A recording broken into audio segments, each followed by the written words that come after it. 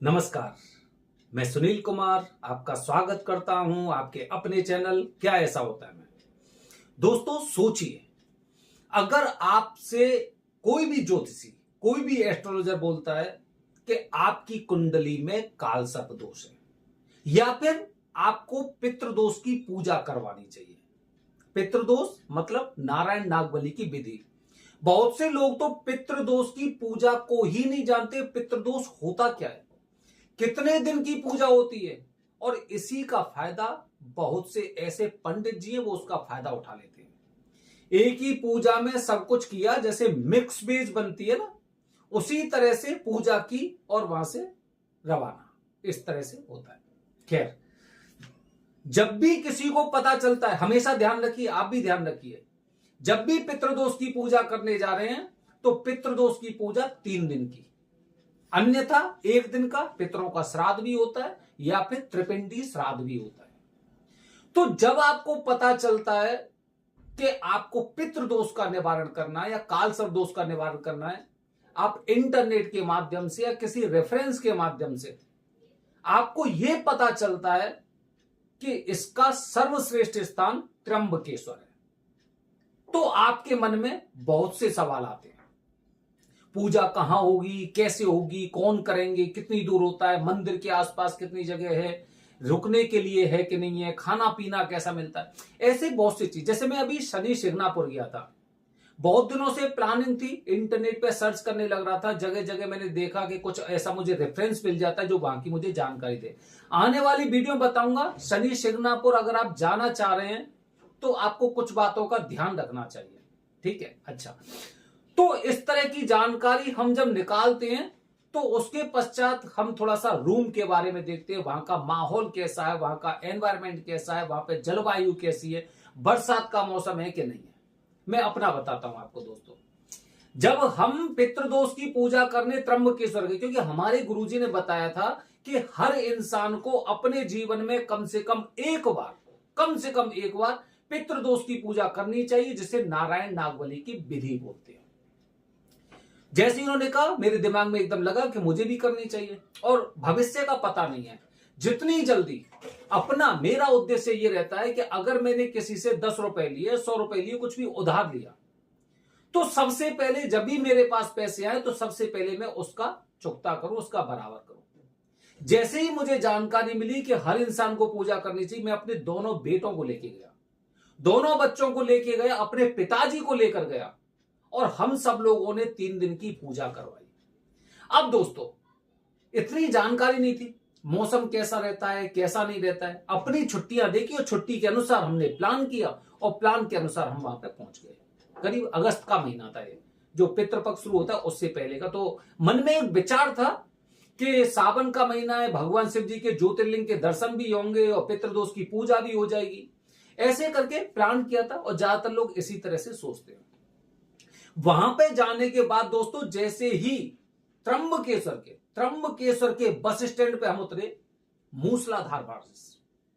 हम bus stand के पास ही एक रेस्टोरेंट बना हुआ है, और वहां पे हम थोड़ी देर के लिए रुके। उसके बाद पता चला कि बैठे बैठे हमें करीब 1.5 घंटा हो गया, बारिश बंद नहीं हो रही है। फिर ऑटो किया वहां से, और ऑटो करने के पश्चात सीधा हम गुरुजी के पास पहुंचे कि वही हमारा कुछ ना कुछ व्यवस्था करेंगे, रहने की, खाने की, कुछ की, या फिर हमें बता देंगे जहां पे हम रूम ले सकते हैं। अब बारिश ने हमारा ऐसा खेल बिगाड़ दिया कि मैं कुछ सोच नहीं पा रहा था कि अब करना क्या चाहिए, क्योंकि पहले से प्लानिंग ही नहीं थी। अब आप जाएंगे, अगर 3 दिन के लिए जाएंगे, गुरुजी कह देंगे कि आप एक ही सेट लेके आना है पितृदोष की पूजा के लिए, तो पूजा के लिए आप सेट तो ले गए। उसके अलावा आप अगर 3 दिन के लिए जा रहे हैं, 4 दिन के लिए जा रहे हैं, और सूतक के नियम भी होते हैं, नए कपड़े आप नहीं पहन सकते उन वस्त्रों के अलावा। कितने जोड़ी कपड़े लेके जाएंगे? 2, 3, 4। और जब एक लगातार बारिश होती है तो 4 जोड़ी, 5 जोड़ी कपड़े आपके बहुत कम लगते हैं, सारे कपड़े गीले हो जाते हैं। यही स्थिति हमारे साथ हुई। अब दोस्तों, वहां पर चलो जैसे तैसे पहुंच गए, भीग गए, कपड़े वगैरह सब भीग गए। अब जो कपड़े भीग गए वो सूखने का नाम नहीं ले रहे, और जो नए कपड़े निकाल रहे वो बार बार गीले हो रहे। अब क्या करेंगे आप उस स्थिति में? और जब हमारी पूजा शुरू होने वाली थी तो हमेशा ध्यान रखना कि सबसे पहले जब पूजा आपकी शुरू होती है तो आप गुरुजी के घर से पैदल उस स्थान तक जाते हैं जहां पर पूजा होती है, जिसे माता गोदावरी अहिल्या संगम बोला जाता है, मतलब महाशमशान क्षेत्र। अब यहां से जब हम वहां तक वापस उस स्थान तक पहुंच रहे हैं तो वो कपड़े भी गीले हो गए जिससे हमें पूजा करनी थी। वही कपड़े हमें 3 दिन पहनने हैं और वो कपड़े सूखने वाले भी नहीं है। तो दोस्तों ये स्थिति हो जाती है, ये मैंने अपना बताया। तो 3 दिन तक हमने कैसे गीले कपड़े में पहने, गीले कपड़े में रहे, गीले गीले में रहे।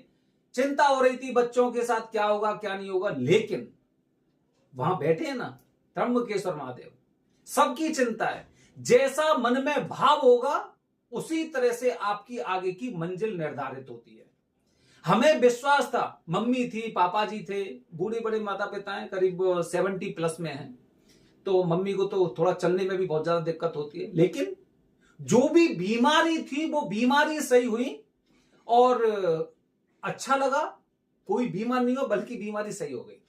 तो दोस्तों जब भी आप जाते हैं, हम भी जाते हैं, तो हम हमेशा यही सोचते हैं कि आखिरकार इसका बेस्ट टाइम कौन सा है। तो दोस्तों बेस्ट टाइम आप जानते हैं, त्र्यंबकेश्वर में किसी भी तरह की पूजा करने जा रहे हैं तो एक बात ध्यान रखिए, कम से कम 4 महीने तक लगातार बारिश होती है। 4 महीने तक लगातार बारिश होगी और बारिश ऐसी नहीं होगी कि घंटे हो गई, 2 घंटे हो गई, वो 24 घंटे की लगातार, मानो बीच में 10 मिनट आधा घंटे थोड़ा थोड़ा रुकती है, उसके बाद कंटिन्यू बारिश होती है। पीछे मेरे फोटो देख रहे होंगे किस तरह की बारिश थी, कैसे हम वहां पे रहे थे, कैसे रुके थे, बड़ी चिंता सी हो रही थी, लेकिन आज वो यादें रहती हैं। तो दोस्तों बेस्ट टाइम कौन सा होता है कि कम से कम मुझे किसी भी तरह की समस्या ना हो। दोस्तों इसके लिए अगर हम बेस्ट टाइम की बात करूं तो ज्यादातर यहां पे जो लोग पूजा करने आते हैं, जैसे बच्चों की छुट्टियां शुरू हो जाती हैं मार्च में या अप्रैल में, अप्रैल के बाद से यहां पर भीड़ लगने लग जाती है, क्योंकि बहुत ज्यादा गर्मी नहीं होती। जैसे दिल्ली में आप टेम्परेचर देख रहे हैं 48, 50 इस तरह का टेम्परेचर हो गया, इस तरह का नहीं। यहां पे अगर मैक्सिमम टेम्परेचर भी रहेगा तो 40 के आसपास रहता है और रात में ठंडा भी हो जाता है, रात में ठंडा भी हो जाता है। तो बेस्ट टाइम की अगर मैं बात करूं तो बेस्ट टाइम अप्रैल से और जुलाई तक का रहता है, अप्रैल से जुलाई तक का।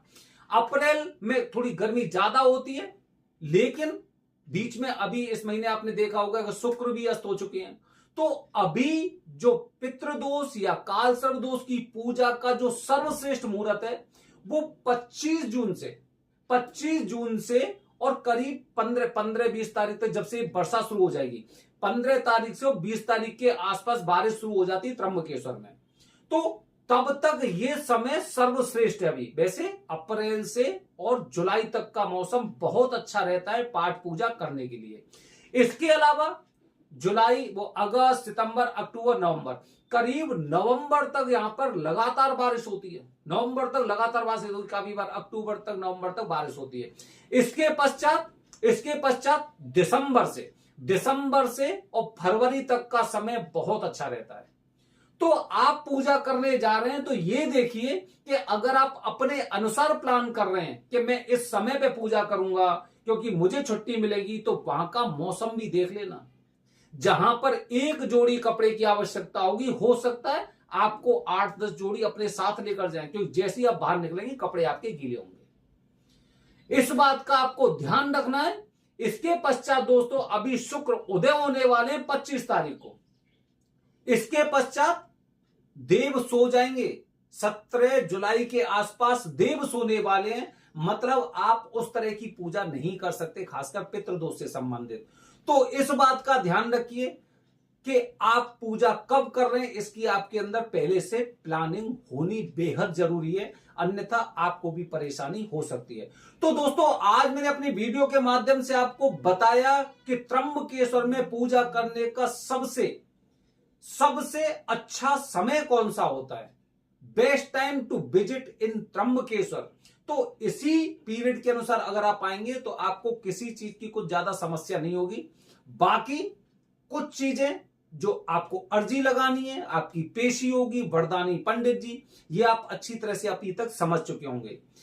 जब भी हम इस तरह का प्लान करते हैं तो वरदानी पंडित जी का विकल्प त्र्यंबकेश्वर में कुछ भी नहीं है। अगर वरदानी पंडित जी से आपकी पूजा हो रही है तो निश्चित रूप से आप मान के चलिए पूजा का फल तो आपको प्राप्त होना ही है। तो दोस्तों बेस्ट टाइम कौन सा बताया मैंने, या तो अप्रैल से, मार्च भी ले सकते हैं, मार्च में जैसे बच्चों के एग्जाम हो जाते हैं, अप्रैल से लेके और करीब जुलाई तक, या फिर दिसंबर से मार्च तक या फरवरी तक, वो आप उसे मान सकते हैं। अन्यथा त्र्यंबकेश्वर में 4 महीने लगातार बारिश होती है। यहां तक कि अगर आप पूजा करने के बाद त्र्यंबकेश्वर से निकल भी रहे हैं तो हो सकता है इतनी बारिश होगी कि नासिक तक, नासिक रोड रेलवे स्टेशन तक वो बारिश बंद नहीं होगी। हम भीगे भीगे गए थे और भीगे भीगे होकर आए थे, पूरे कपड़े गीले हो गए थे। भोपाल पर आने के पश्चात हमारे कपड़े थोड़े से सूखे थे क्योंकि जानकारी नहीं थी। लेकिन आपके पास जानकारी है, इस जानकारी का सदुपयोग करिए और पूजा विधि विधान से करवाइए। बने रहिए हमारे चैनल के साथ दोस्तों। हर हर महादेव। हरिओम।